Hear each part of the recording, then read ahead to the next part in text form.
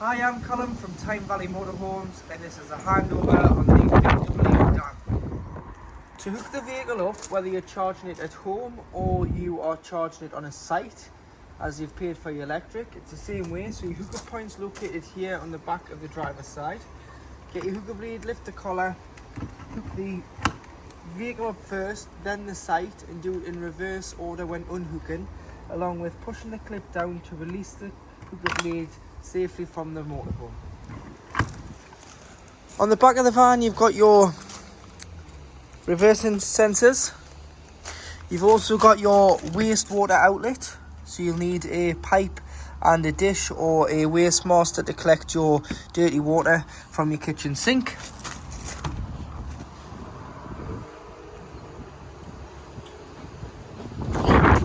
Tailgate model. And you've also got all your 12 volt fuses here, so do carry some spare fuses with you in case something does blow, and they're all labelled what they do. To fill your fresh water, using the little key, you're going to unlock the water filling point, pop a hose into there and fill it until it overflows, until you're happy there's enough water on board.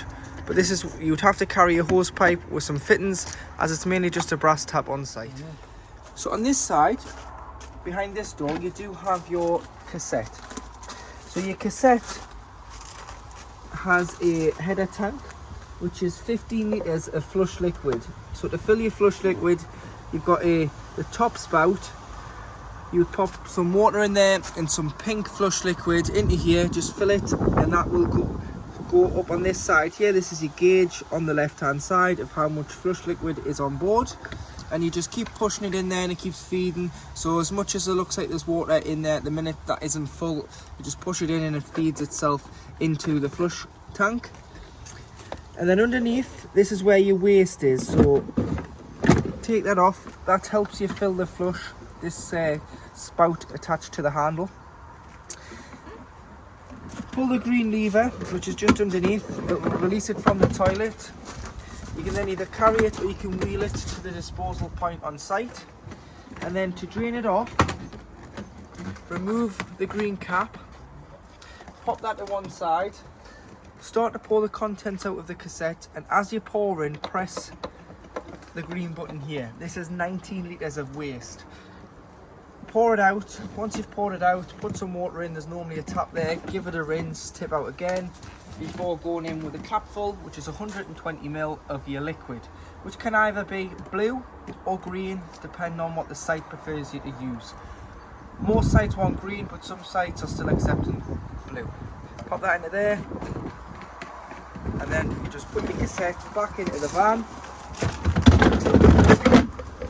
and it's good to be used on the toilet again. The gas on this vehicle is a Campervan gas 907 bottle. So to screw the bottle on, it's a threaded pigtail, so you just turn the bottle left to tighten, right to loosen, onto the pigtail, which you lie flush on the top, and then spin the bottle to nip it up. You'll hear it break the seal and smell a bit of gas, and then tighten it up until it is tight.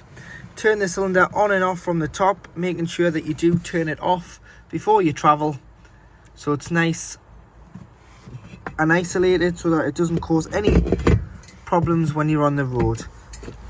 And then this door forms an airtight seal, and that is your gas locker on board this vehicle. Beside the passenger door, you do have the location for your diesel and your AdBlue. So the diesel tank also works the diesel heater, so make sure you've got a quarter of a tank of diesel or more for the diesel heater to work, as the engine intake is a lot lower than the diesel intake for the heater, so that you'll never run out of diesel.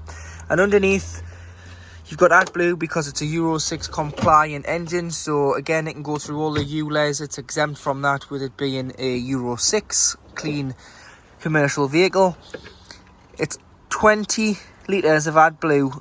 So buy it on the pump, it'll do about 5,500 miles on a full tank. So depending on how many miles you cover in a year, it depends on how many times you need to fill your AdBlue tank up. But 5,500 miles, normally once you've got 1,000 miles left to play with, the light will illuminate on the dashboard.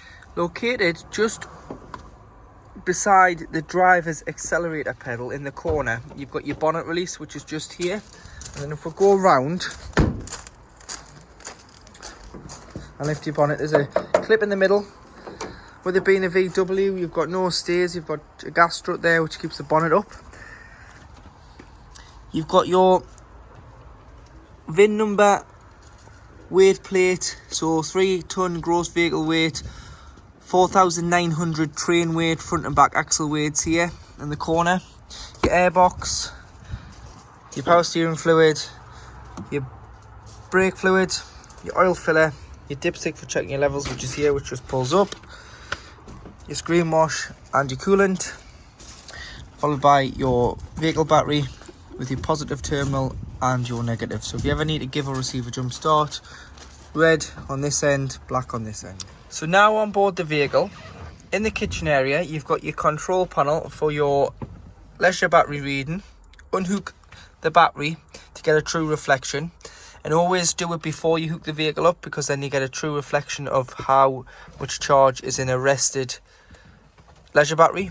And you've also got your freshwater tank level here, followed by a USB, two 230-volt sockets. When you hooked up, they'll work. Got your cold water tap there, 2 lights for these two, which is just there, followed by your oven, or should I say a hob, which you do need a gas ignition for those, but you've got 2 plus your grill underneath. So carry a long lighter or some matches to light these. Worktop extension, cutlery drawer, storage, some more storage drawers, and then your fridge is a 12-volt Dometic compressor fridge that works solely off the leisure battery.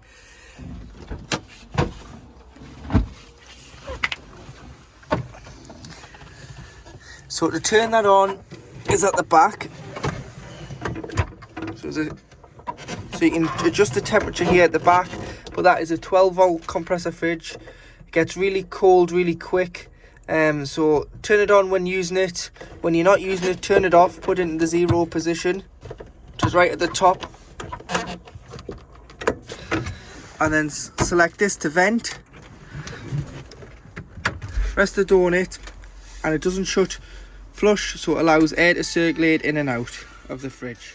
So to operate your Thetford toilet, make sure that you've got some flush liquid in your flush tank. Press this blue button here, you'll get a small amount of water in the toilet. Then you want to open the blade, which is this white lever, use the toilet, flush it after use before returning the blade back to being in the closed position. And once the cassette's full, you'll get a red light here indicating that the cassette's full, and you'll be able to, making sure this is shut, pull it out the outside the van, empty it, rinse it and replenish it with chemical. You've got toiletry space behind.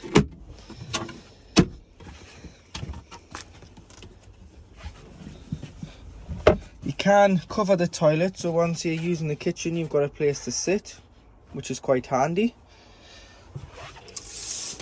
Blinds on the back, and then to block the front out, you've got this little slot here, and someone's left this little bit of carpet in, which comes in handy, so it must stop it rattling when you're on the road. That comes across there from the front of the van, so you can block off the front and back from the rest of the van. Then just pop this back in and turn the turnbuckle down just to secure the door. So just behind the sliding door, if you use the lever here to drop the headrest down on the back of the seat, behind here you've got your trips on mains electric. So you can open these like so, and you've got your main trip tester, which is your yellow button. So if you think you're not receiving power, press the yellow button. And if it trips, you've got power. If it doesn't trip, you're not receiving power. And then you've got your 2 MCBs, which will run your sockets and various other appliances on board the vehicle. So using the lever on the front of the seat, which is closest to the sliding door, and release the mechanism, pull the seat forward.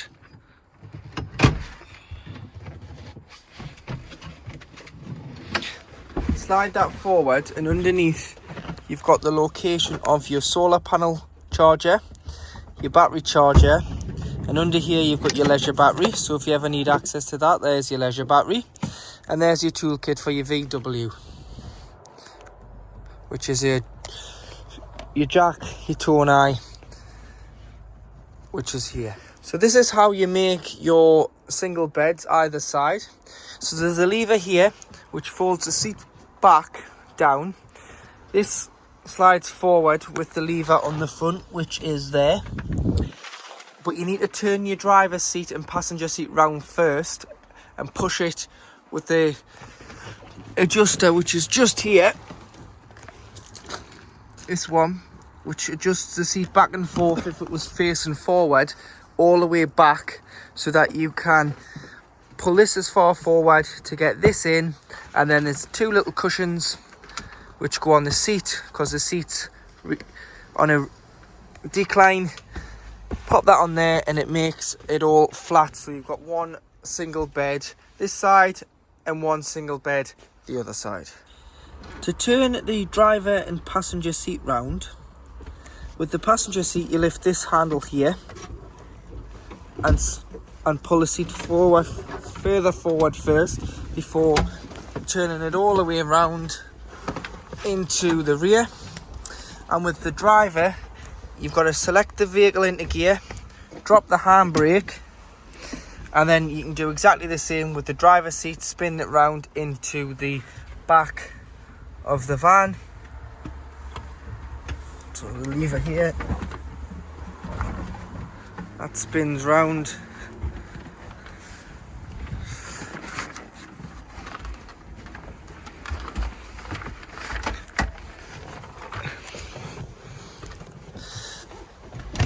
Into the back, and then that would go on there. That would push all the way back now. That would pull out, and there's a lever which is just here,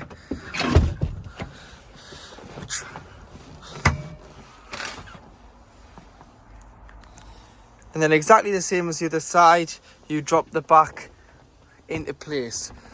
But if you've got the seat back reclined, just make sure you screw the seat up, the backrest, so that you can push it further in towards the steering wheel, so that you get that little bit extra space for this to drop into.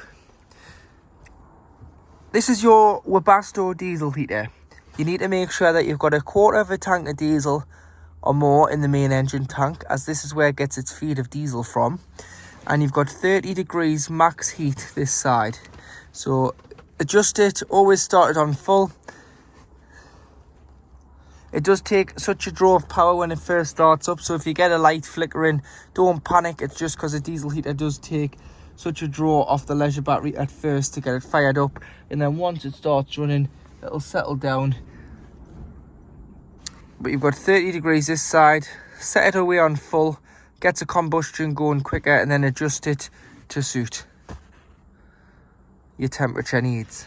This is your table, which goes in here. So you remove the cap, and behind there you've got your leg, which goes onto there as well, so you can dine in the front with the 4 seats. Just here with your table and your leg, but it stores neatly here whilst you're driving.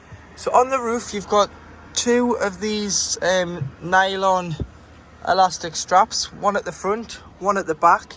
You can adjust these and they just keep the canvas nice and taut, which is good if you're away in windy weather. It just keeps it nice and stops it flapping like this. You can pull it in. You do have fly screen, PVC window on the front, and a fly screen this side for ventilation. But to pull the roof down, you need to open a door. So you need to leave the door open to get a bit of ventilation out the van, because the pressure's too tight with the vacuum if the door isn't down. And then you grab a hold, pull down so far, and you want to ensure that the canvas is in the van. So corners, sides, and then you can fold it back if you want to. Fold it back before pulling it down the rest of the way and just tucking it in, making sure it's nice and neat before you put the straps on, which I'll show you in a minute closer up how to do that. So now to put the straps on, so you've got two either side, push it in at the top, feed it through the two black loops, press the strap, feed it in, get it nice and tight. Do the same this side. So top,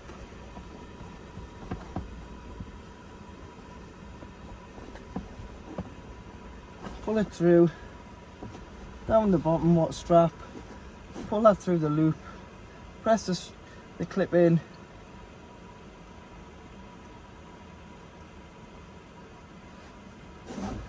and pull it tight, and that keeps the roof nice and safe and secure, ready for travel.